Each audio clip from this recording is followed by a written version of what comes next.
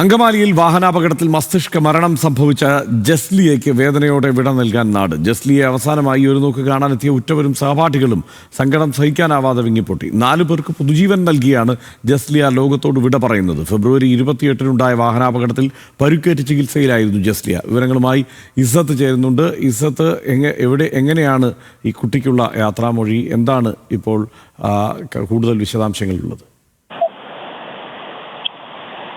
ഹർഷൻ, വളരെ വികാരഭരിതമായിട്ടുള്ള ഒരു സന്ദർഭമാണ് ഇപ്പോൾ കടന്നുപോയിക്കൊണ്ടിരിക്കുന്നത്. ജസ്ലിയുടെ സഹപാഠികളും അതുപോലെ തന്നെ അധ്യാപകരും വളരെ തീർത്തും വികാരഭരിതമായിട്ടുള്ള ഒരു സാഹചര്യത്തിലൂടെയാണ് ഇപ്പോൾ നിലവിൽ കടന്നുപോയിക്കൊണ്ടിരിക്കുന്നത്. അവർ പ്രതികരിച്ചതും അത്തരത്തിലുള്ള ഒരു സാഹചര്യത്തിലായിരുന്നു.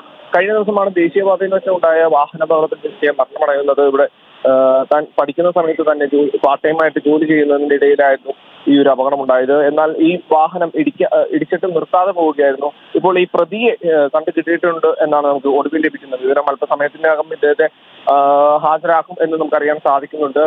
ഇപ്പോൾ കോളേജിൽ നടത്തിയ പൊതുദർശനത്തിന് ശേഷം ഇപ്പോൾ മൃതദേഹം വീട്ടിലേക്ക് കൊണ്ടുപോയിട്ടുണ്ട്. വൈകിട്ട് 3 മണിക്ക് സംസ്കരിക്കുമെന്നാണ് നമുക്ക് അറിയാൻ സാധിക്കുന്നത്. ഹർഷൻ, ഇസ്സത്താണ് വിവരങ്ങൾ നൽകിയത്.